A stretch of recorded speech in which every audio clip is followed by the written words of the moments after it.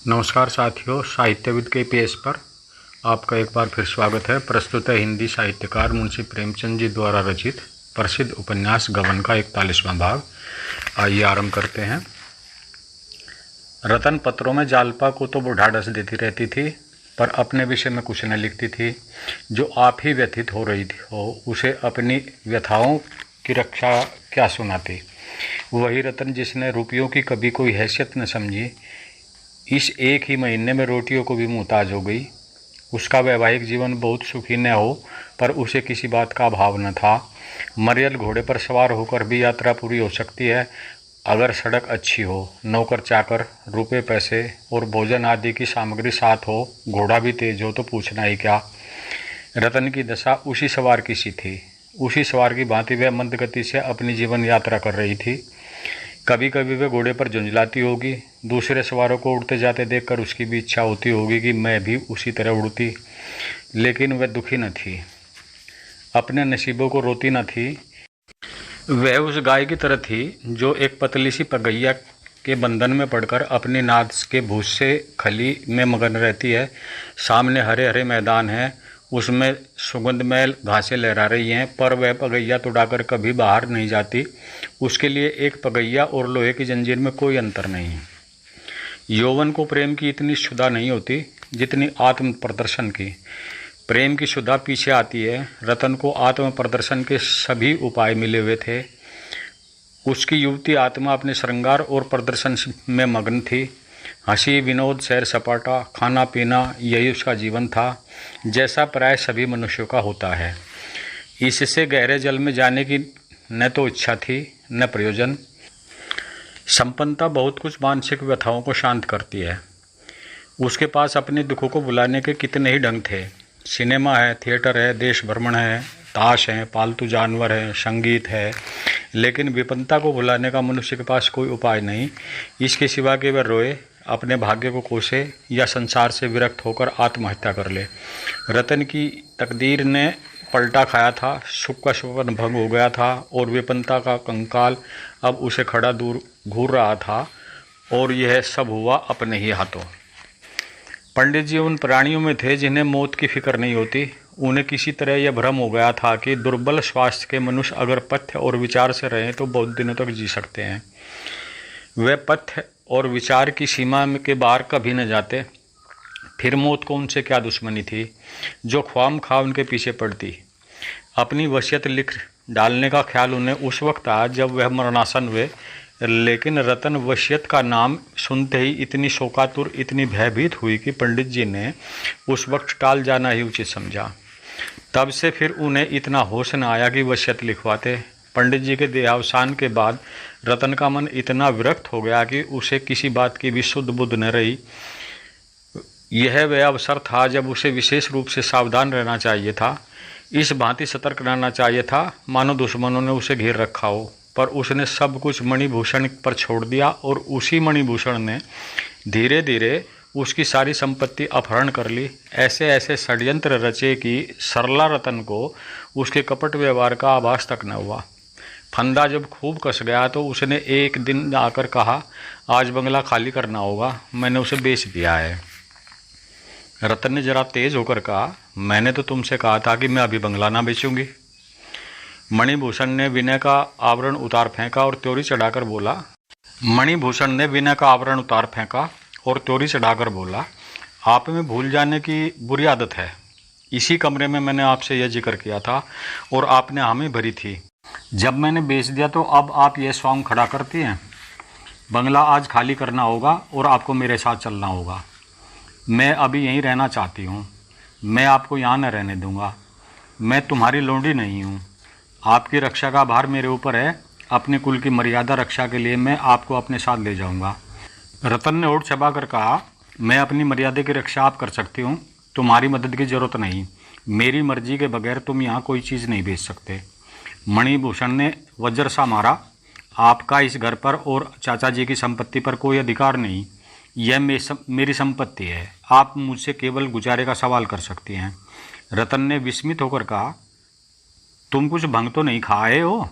मणिभूषण ने कठोर स्वर में कहा, मैं इतनी भंग नहीं खाता कि बेसिर पैर की बातें करने लगूंगा। आप तो पढ़ी लिखी हैं, एक बड़े वकील की धर्मपत्नी थी, कानून की बहुत सी बातें जानती होंगी। सम्मिलित परिवार में विधवा का अपने पुरुष की संपत्ति पर कोई अधिकार नहीं होता। चाचा जी और मेरे पिताजी में कभी कोई अलगाव नहीं हुआ। चाचा जी यहाँ रहते थे, हम लोग इंदौर में रहते थे।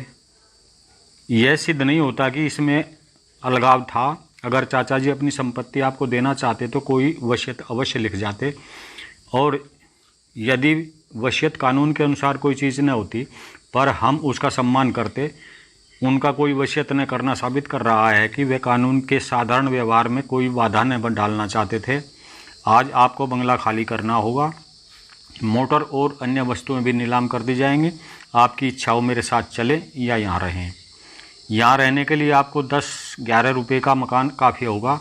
गुजारे के लिए 50 रुपये महीने का प्रबंध मैंने कर दिया है। लेना देना चुका देने के बाद इससे ज़्यादा की गुंजाइश ही नहीं है।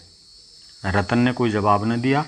कुछ देर वह हत बुद्धि सी बैठी रही, फिर मोटर मंगवाई और सारे दिन वकीलों के पास दौड़ती फिरी। पंडित जी के कितने ही वकील मित्र थे, सभी ने उनका वृत्तांत सुनकर खेद प्रकट किया और वकील साहब के वसीयत न लिख जाने पर हैरत करते रहे। अब उनके लिए एक ही उपाय था, वह यह सिद्ध करने की चेष्टा करें कि वकील साहब और उनके भाई में अलहदगी हो गई थी। अगर यह सिद्ध हो गया, और सिद्ध हो जाना बिल्कुल आसान था, तो रतन उस संपत्ति की स्वामिनी हो जाएगी। अगर वह यह सिद्ध न कर सकी तो उनके लिए कोई चारा न था। अभागिनी रतन लौट आई।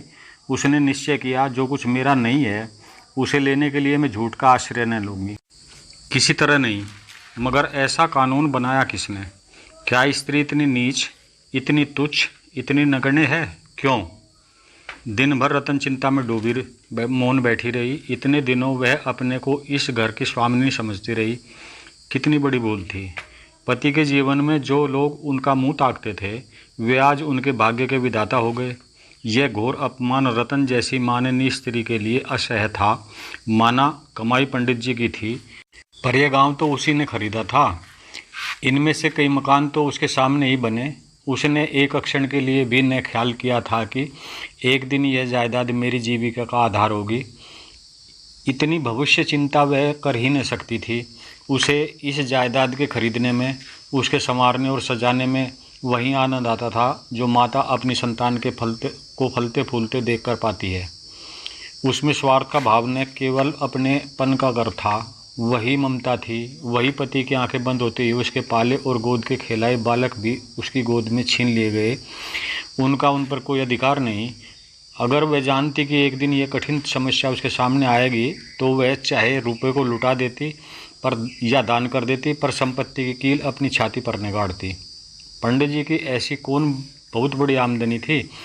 क्या गर्मियों में वह शिमले न जा सकती थी? क्या 2-4 और नौकर न रखे जा सकते थे?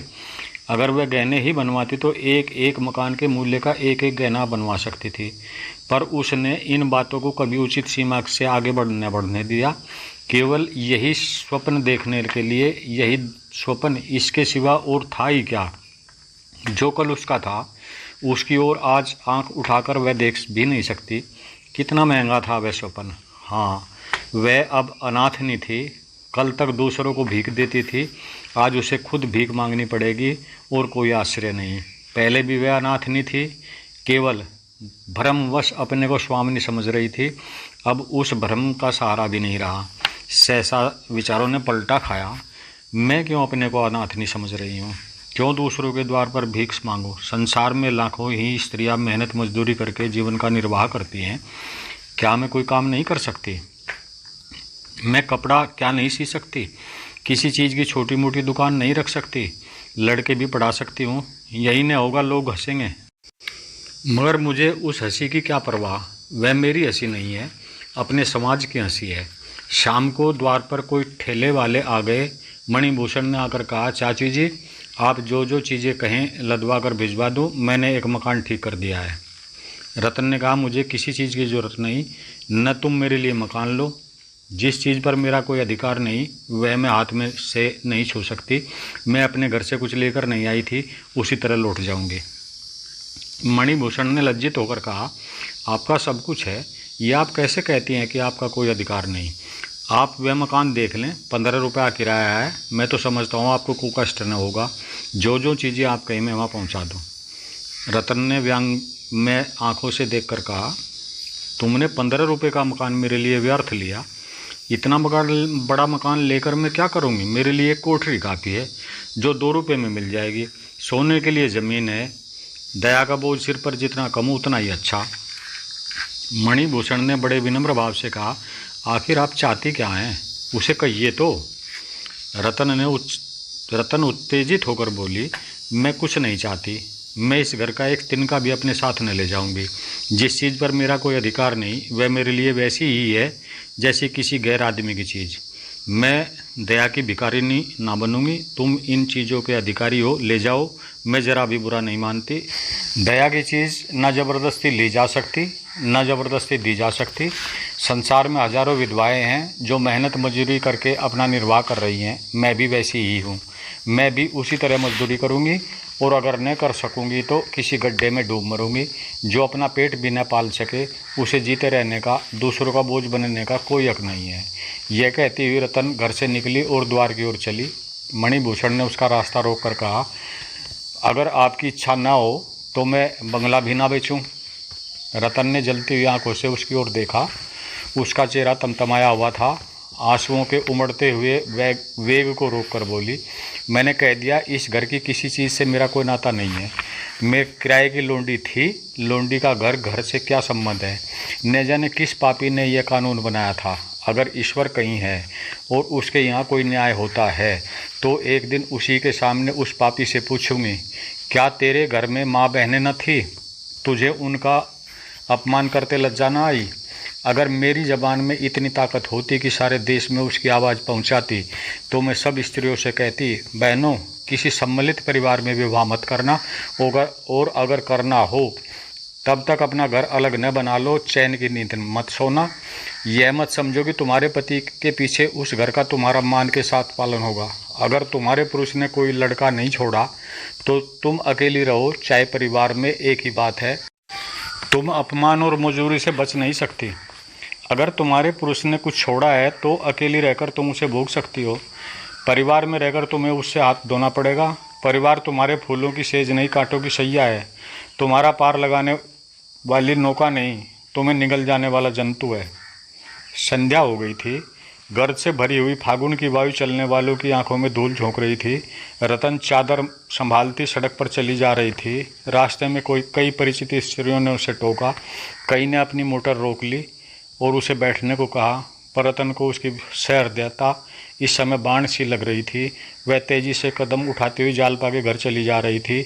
आज उसका वास्तविक जीवन आरंभ हुआ था। यह भाग यहीं पर समाप्त होता है। प्लीज़ चैनल को लाइक, शेयर, सब्सक्राइब अवश्य करें। धन्यवाद।